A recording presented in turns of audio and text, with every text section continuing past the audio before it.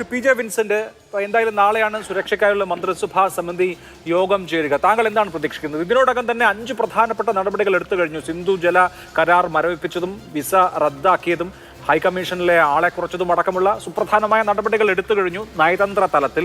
ഇനി സൈനിക തലത്തിൽ കൂടി ഒരു നടപടി ഉണ്ടാകുമെന്ന് കരുതുന്നുണ്ടോ? ഇതിനോടകം തന്നെ ഇപ്പോൾ നമുക്ക് സംസാരിക്കാൻ പറ്റുന്ന ഈ സമയത്ത് തന്നെ ഗിൽഗിത് ബാൾട്ടിസ്ഥാൻ മേഖലയിൽ പാകിസ്ഥാനിൽ ആഭ്യന്തരമായ പ്രശ്നങ്ങളുണ്ട്. ബലോച്ച് തീവ്രവാദികൾ അവിടെ സമാനമായ വിധത്തിൽ ആഭ്യന്തരമായ കുഴപ്പങ്ങൾ ഉണ്ടാക്കുന്നുണ്ട് പാകിസ്ഥാനിൽ. പാകിസ്ഥാൻ ഒരു യുദ്ധം നേരിടാനുള്ള ഒരു അവസ്ഥയിലാണോ എന്ന് നമുക്കിപ്പോൾ പറയാൻ കഴിയില്ല. പക്ഷേ അവരുടെ നേതാക്കളൊക്കെ ഞങ്ങൾ ആ യുദ്ധത്തിന് റെഡിയാണ്, യുദ്ധം ആസന്നമാണ്, 4 ദിവസത്തിനുള്ളിൽ യുദ്ധം ഉണ്ടാകുമെന്ന് പാക് രാഷ്ട്ര നേതാക്കൾ തന്നെ പറയുന്നത് നമ്മൾ ഇന്നലെ കേൾക്കുകയും ചെയ്തു. എന്ത് പ്രതീക്ഷിക്കണം? അല്ല, പാകിസ്ഥാന് ഒരു ഇന്ത്യയുമായിട്ട് ഒരു യുദ്ധം ചെയ്യാൻ പറ്റുന്ന യാതൊരുവിധ സാഹചര്യം ഇല്ലാത്ത സന്ദർഭങ്ങളിലാണ് പലപ്പോഴും അവർ അതിർത്തിയിൽ പ്രതിസന്ധികൾ ഉണ്ടാക്കുന്നത്. പറഞ്ഞോളൂ, കേൾക്കാം. പാകിസ്ഥാനെ സംബന്ധിച്ചിടത്തോളം ഇന്ത്യ പാക് ബന്ധങ്ങളിൽ യുദ്ധസമാനമായ സാഹചര്യം അല്ല, യഥാർത്ഥത്തിൽ യുദ്ധം തന്നെ ആരംഭിച്ചിരിക്കുന്നു. ഇപ്പോൾ ഡിജിറ്റൽ വാർ ആരംഭിച്ചു കഴിഞ്ഞു, ഡിപ്ലോമാറ്റിക് വാർ ആരംഭിച്ചു കഴിഞ്ഞു, ഇക്കണോമിക് ബ്ലോക്കേഡ് അടക്കമുള്ള കാര്യങ്ങൾ വന്നു കഴിഞ്ഞു. പിന്നെ വാട്ടർ വാർ നമ്മൾ പ്രതീക്ഷിച്ചതല്ല. 3 മഹായുദ്ധങ്ങളെ അതിജീവിച്ച ഇൻഡസ് വാട്ടർ ട്രീറ്റി നമ്മൾ തൽക്കാലത്തേക്ക് മാറ്റിവെച്ചിരിക്കുന്നു. അപ്പോൾ എല്ലാ ഫ്രണ്ടിലും യുദ്ധം ആരംഭിച്ചു. ഇനി ഒരു കൈനറ്റിക് വാർ, നേരിട്ടുള്ള യുദ്ധം ആരംഭിക്കണം എന്നത് മാത്രമേ ഉള്ളൂ. അതെന്തായാലും ഒരു പരിമിതമായ യുദ്ധം തീർച്ചയായിട്ടും പ്രതീക്ഷിക്കുന്നുണ്ട്. അത് ലൈൻ ഓഫ് കൺട്രോൾ കേന്ദ്രീകരിച്ചുണ്ടാവാനാണ് സാധ്യത. കാരണം അവിടെ കാവൽ നിൽക്കുന്നത് ഇന്ത്യൻ സൈന്യമാണ്, അവിടെ ഇൻ്റർനാഷണൽ ബോർഡർ അല്ല. അതേസമയം പഞ്ചാബ്, രാജസ്ഥാൻ, ഗുജറാത്ത് ബോർഡറിൽ ബോർഡർ സെക്യൂരിറ്റി ഫോഴ്സാണ് അവിടെ നിൽക്കുന്നത്. അത് ഇൻ്റർനാഷണൽ ബോർഡറാണ്. ഇൻ്റർനാഷണൽ ബോർഡർ അതിലംഘിച്ചുകൊണ്ട് ഇന്ത്യൻ പട്ടാളം പാകിസ്ഥാനിലേക്ക് കയറുമോ, പാകിസ്ഥാൻ പട്ടാളം ഇങ്ങോട്ട് വരാനോ ഒക്കെയുള്ള സാധ്യത ഇന്നത്തെ ലോക സാഹചര്യത്തിൽ കുറവാണ്. അതേസമയം പാക് ഓക്കുപ്പൈഡ് കാശ്മീരും ഇന്ത്യയും അതിർത്തി പങ്കിടുന്ന ആർമിറ്റൈസ് എഗ്രിമെൻറ്റിൻ്റെ ഭാഗമായി സൈന്യം നിൽക്കുന്ന LOCയിൽ തീർച്ചയായിട്ടും സംഘർഷമുണ്ടാവാൻ സാധ്യതയുണ്ട്.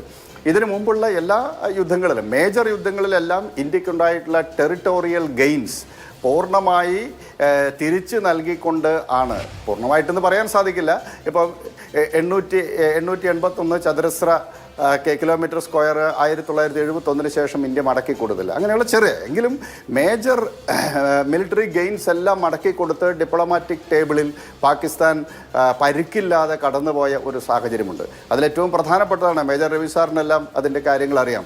ഇപ്പം ഹാജി പീർ പാസ് പാകിസ്ഥാന് കൊടുത്തതാണ്. പൂഞ്ചിൽ നിന്ന് പാക് ഓക്കുപ്പൈഡ് കാശ്മീരിലേക്കുള്ള രാജപാതയാണ്. അപ്പം അതൊക്കെ പിടിച്ചെടുത്ത് ഇന്ത്യയുടെ നിയന്ത്രണത്തിൽ നിർത്തേണ്ടതായിരുന്നു. പലതവണ യുദ്ധമുഖത്ത് ഇതെല്ലാം ഇന്ത്യയുടെ കയ്യിൽ വന്നതാണ്. പക്ഷേ അതെല്ലാം തിരിച്ചു കൊടുത്ത് നമ്മൾ വലിയ മാഗ്നാനിമിറ്റി കാണിക്കുകയുണ്ടായി. പക്ഷേ ഇത് എല്ലാ അർത്ഥത്തിലും ഇന്ത്യയുടെ ഭാഗത്തു നിന്നുണ്ടായിട്ടുള്ള പോസിറ്റീവായിട്ടുള്ള എല്ലാ സമീപനങ്ങൾക്കും നിരന്തരമായ അതിക്രമം തന്നെയാണ് മറുപടി.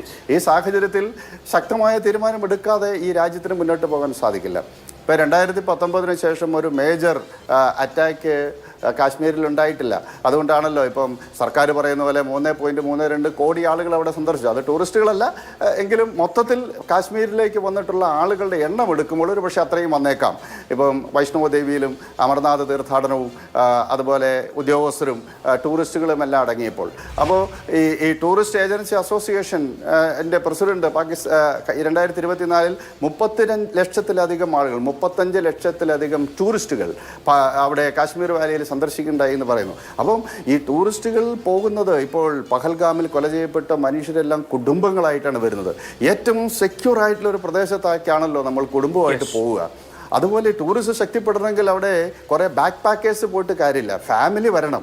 അങ്ങനെ കാശ്മീരിൻ്റെ വിവിധ മേഖലയിലേക്ക് കുടുംബങ്ങൾ ടൂറിസ്റ്റ് പോകുന്നു, കോളേജ് കുട്ടികൾ ടൂറിസ്റ്റ് പോകുന്നു. അങ്ങനെ ഏറെക്കുറെ നോർമൽസി വന്ന ഒരു സാഹചര്യത്തിലാണ് ഇത്തരത്തിലുള്ള സിവിലിയൻസിനെ നേരിട്ട് അറ്റാക്ക് ചെയ്യുന്ന അങ്ങേയറ്റം ഹൈനസ് ആയിട്ടുള്ള ഒരു ക്രൈം പാകിസ്ഥാൻ്റെ ഭാഗത്ത് നിന്നുണ്ടാകുന്നത്.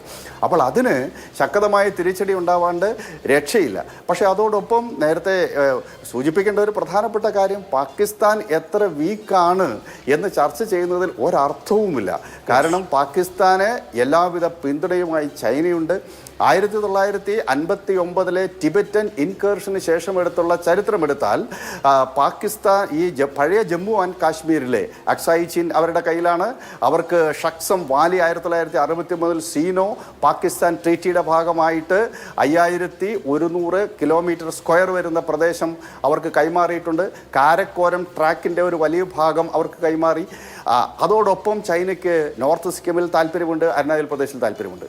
അപ്പോൾ ഈ കാശ്മീർ മേഖലയിൽ ഇന്ത്യ വീക്കൻ ചെയ്യുന്നതിൻ്റെ ഏറ്റവും വലിയ ബെനിഫിറ്റ് കിട്ടാൻ പോകുന്ന രാജ്യം ചൈനയാണ്. ചൈനയ്ക്ക് ലഡാക്ക് മുഴുവൻ അവരുടെ കൈവശമാക്കാനാണ് അവർ പരിശ്രമിക്കുന്നത്. ഇപ്പോൾ തന്നെ ലഡാക്കിലെ പാങ്കോങ് ലേക്ക് അടക്കം പാങ്കോങ് ലേക്കിൻ്റെ 60% ചൈനയുടെ നിയന്ത്രണത്തിലാണ്. അപ്പോൾ ഒരു അദൃശ്യ ശക്തിയായിട്ട് ചൈനയുണ്ട്. 1998 ചഗായി സ്ഫോടനം എടുത്താൽ തന്നെ നമുക്കറിയാം അത് ചൈന കൊടുത്തിട്ടുള്ള അണുബോംബ് കൊണ്ടുപോയി പൊട്ടിച്ചു എന്നൊക്കെ തമാശയ്ക്ക് ആളുകൾ പറയുന്നുണ്ട്. എന്താണ് വാസ്തവം എന്നറിയില്ല. പക്ഷേ ചൈനയുടെ പിന്തുണയോട് കൂടിയാണ് പാകിസ്ഥാൻ്റെ ആണവ വിസ്ഫോടനം നടത്തിയതും അതുപോലെ MQ ഖാൻ്റെ നേതൃത്വത്തിൽ ഒരു ആണവ ശൃംഖല രൂപപ്പെടുത്തിയതെന്നൊക്കെ നമുക്കറിയാവുന്ന കാര്യമാണ്.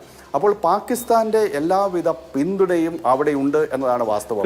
ചൈന ഒരു പ്രധാനപ്പെട്ട അദൃശ്യ ശക്തിയായി അവിടെ നിൽക്കുന്നുണ്ട് എന്ന കാര്യം നമുക്ക് ഒഴിവാക്കാനാവുന്ന കാര്യവുമല്ല.